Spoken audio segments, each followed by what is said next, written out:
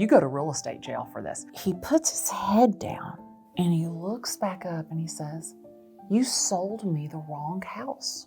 And I looked at him and I said, the wrong house? This is an acre. Can you imagine the house you can build here? That right there was a defining moment in my career. My name is Glennda Baker. I'm a real estate agent in Atlanta, Georgia, and I'm here with Estate Media, and these are my stories behind the listings. So this first house was the first house I ever sold in my real estate career.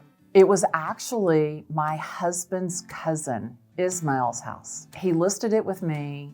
He was actually sick. As bad as it sounds, he knew that he didn't have much longer. He listed the house with me. I got it under contract. But what nobody knew was between contract and closing, Ismail actually passed away, and I didn't tell anyone. The attorney calls and says, Glennda, is the seller going to be at closing? Everybody knew that Ismail had been sick. And I said, no, Glennda, he's not gonna be at closing. And she goes, okay. I said, it's no problem though, we have a power of attorney. She goes, great. Hang up the phone. The attorney calls me back and she says, Glennda, did Ismail pass away? And I said, he did, but don't worry. We have a power of attorney. And she says to me, the power of attorney died when he did. This is a problem. It was difficult for me because Ismail was my family. He believed in me. He was my first customer.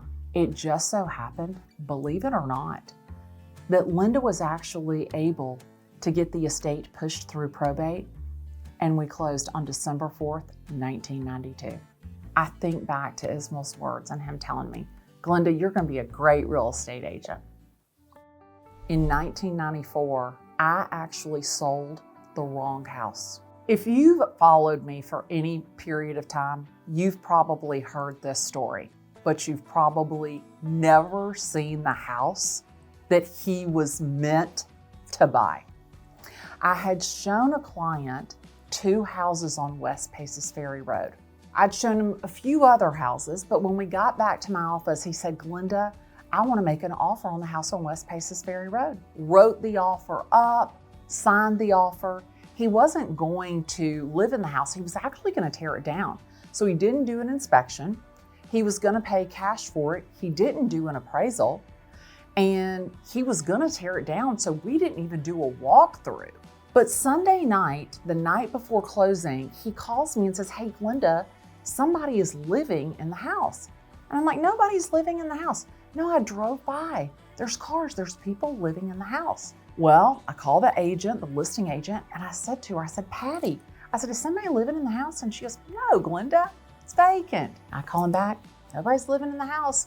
We're good to close. We go to closing Monday morning, and then he wants to go back by the house. And no lie, he's in the car with me. We drive up Habersham Road. I'm getting ready to turn right to go to the house. And he says, the house is to the left. And I said, the house is to the right. He looks at me, he's a little bit annoyed. He goes, Glennda, the house is to the left. And we drive by the house and there's cars. He goes, see, I told you someone is living there. I about have a nervous breakdown. You go to real estate jail for this. Now keep in mind, I've been selling real estate like 2 years at this point. I flipped that car around like I am Mario Andretti. I am driving down West Paces Ferry Road like you cannot believe. And I pull into that other driveway. I jump out of that car like I'm Vanna White. This is the house you bought. And I never will forget watching that guy get out of the car and look at the house. And there's this knee wall, and he sits down the knee wall. He puts his head down and he looks back up and he says, you sold me the wrong house. And I looked at him and I said, the wrong house? This is an acre. Can you imagine the house you can build here? Here you go. It's gonna have this gorgeous entrance. It's got room for a pool. I mean, everybody wants to live on this side. This is down by the governor's mansion. I remember it like it was yesterday. And he looks around and he goes, I think I can make this work. That right there was a defining moment in my career. I knew for a fact I was a great salesperson and I was a problem solver. Of all the homes that I've ever sold, this home right here probably gave me more and taught me more than any other house I've ever sold. I was up against 5 other real estate agents. I remember when I sat down with the seller, talk about being grilled. I knew that the list price was going to be over $5 million, and there hadn't been a sale in that county over $5 million. Who was the most likely buyer?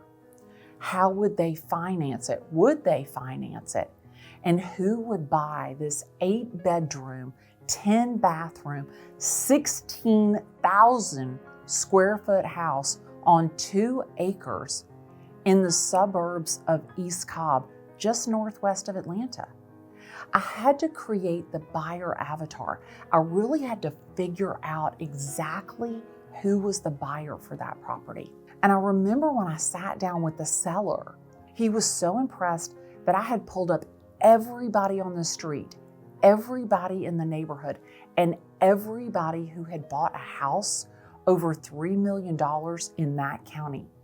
That way it gave me a buyer profile to work from, so I knew exactly how to market the property. You're probably gonna think this is a success story. And actually, when I first listed it, I didn't sell it. But what I did do is keep a great relationship with the sellers. And when they were ready to put it back on the market, they were getting ready to list it with me. We were going through all of the process. And I actually did an Instagram live and talked about how we were filming a movie at this house. And an athlete in Atlanta saw that video on my Instagram, contacted his real estate agent. We showed it to him even before it hit the market, and he bought it. Now, guess what? 15 months later, the guy that I sold it to decided he wasn't going to live there and wanted to sell it. And I had the opportunity to sell one of my favorite homes in Atlanta twice in 15 months. It was those unorthodox, unconventional marketing, putting it on my social media, doing a live from there, showing that they were filming from there. Having that type of cachet and being able to talk about that really made it a marquee property. And I think personally helped sell that house. Y'all, this house is near and dear to my heart. It's my house. It was my mom's dream home. And I remember my mom looking up at this house on this cliff, on this hill. And she said to me, "Pumpkin, one day we're gonna live in a house on the hill like that." I remember thinking, is she crazy? And I'm just thinking to myself, I don't know what she's thinking about. We're living in some big fancy house. Well, I went through a divorce. And I remember hearing my ex-husband say, she's desperate to get into Atlanta Country Club. I wasn't desperate to get to Atlanta Country Club, but I was determined. I looked at a lot of different houses and I was under contract to buy a house. I actually lost my earnest money because my ex-husband wouldn't sign the divorce papers. Then I looked at another house and they sold it to their best friends. And then I looked at another house and got into a multiple offer situation, and I didn't get that house. And then one day, my friend called me and said, "Hey, did you see that house that came up in Atlanta Country Club?" And I'm like, "Well, yeah, but that's not my budget." And it was my loan officer. And he said, "Glennda, go look at it. You can afford that house." And I'm like, "You're joking, right?" And he's like, "No." He's like, "Go look at it. Just go look at it." I drive up and it's this A-frame mid-century modern. And I open the door and I look to the left and it is that house on the hill. I knew right then my mom was standing in that room with me. And I walked out on that deck and I looked down and it was like seeing that Pontiac driving along. And that little girl with her hair out the window. And that woman who was working so hard with those big eyes, talking about her dream home. And I knew in that moment that I was home, that that was my house. As I always say, my name is Glennda Baker. I'm a real estate agent in Atlanta, Georgia. And I want to thank Estate Media for giving me the opportunity to tell my story behind the listings.